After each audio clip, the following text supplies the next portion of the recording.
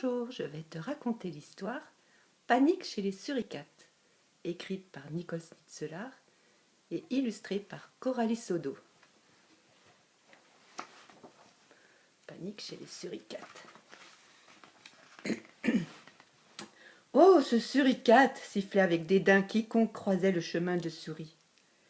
Mais pourquoi réagissait-il tous ainsi? Souris était loin d'être le plus petit des suricates, le plus grand, le plus étrange ou le plus bizarre.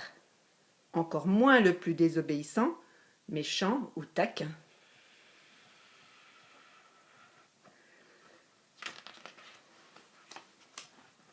Souris avait un ami, mais pas un ami ordinaire.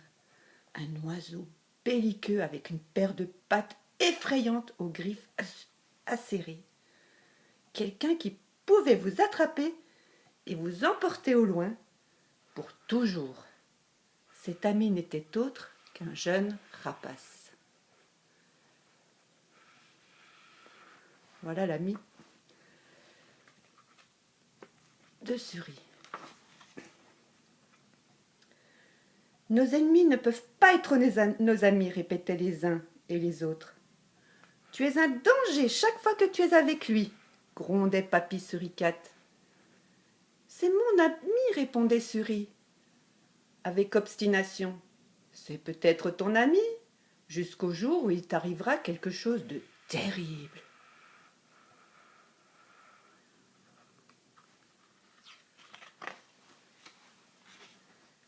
Comment pourrait-il avoir peur d'Aiglon? Ils étaient nés le même jour, avaient grandi dans la même région. Aiglon avait vu les premiers pas de Souris, et Souris avait observé Aiglon lorsqu'il apprenait à voler. C'était d'ailleurs comme ça qu'ils avaient fait connaissance.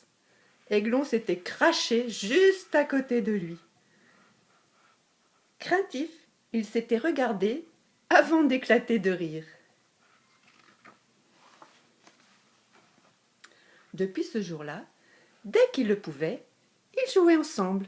Si Souris se cachait, Aiglon partait à sa recherche. Si Souris courait, Aiglon le suivait au-dessus du sol. Si Souris s'amusait dans le désert, Aiglon veillait sur lui. C'est d'ailleurs ainsi qu'Aiglon lui avait sauvé la vie, en faisant fuir un renard affamé.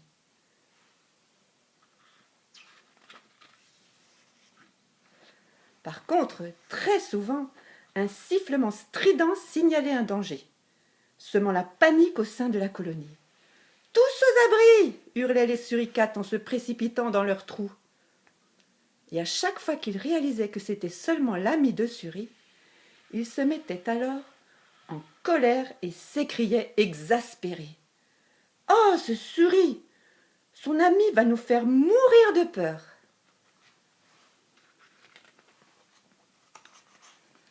Souris ne s'en souciait pas. Il aimait trop ces moments partagés avec Aiglon, bien installé entre ses pattes. D'en haut, il voyait les choses merveilleuses, des choses que les autres suricates ne verraient jamais. Des rivières argentées, des forêts profondes, le sommet des montagnes, le fond des vallées. Souris revenait chaque fois, les yeux remplis de rêves.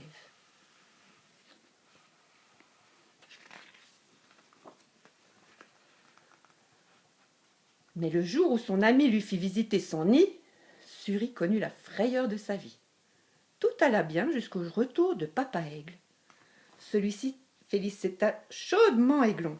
« Bravo fiston, bon boulot, on va se régaler. »« Papa, il est hors de question de manger Souris !» s'écria Aiglon horrifié. « C'est mon meilleur ami. »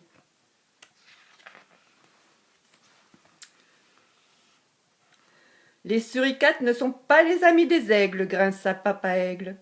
Les suricates nous servent de repas, et celui-ci m'a l'air bien appétissant. Papa, personne ne mangera Souris. Et sur ces mots, Aiglon attrapa Souris tremblant de peur et s'envola avec lui. Oh, c'est Aiglon, cria Papa Aigle. Qui l'a donc si mal élevé? Ce soir-là, Souris et Aiglon étaient en pleine partie de cache-cache. C'était au tour de Souris de trouver son ami. Debout sur ses pattes arrière, il scrutait le terrain. Soudain il aperçut quelque chose. Un énorme serpent ondulait silencieusement le long des rochers, entre les touffes d'herbe, droit vers la colonie des suricates. « Danger !» siffla Suri, aussi fort que possible.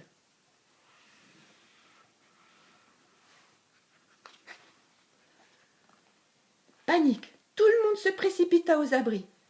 À ce moment-là, Aiglon plongea vers le sol. Ses serres se refermèrent sur le serpent. D'un puissant coup d'aile, il s'envola haut dans le ciel.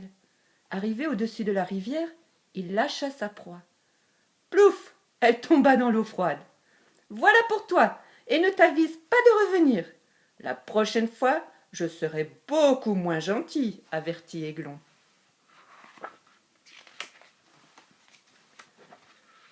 Suri, il est génial ton ami. Il nous a sauvé la vie, s'exclama papa Suricate en pointant le nez hors de son trou.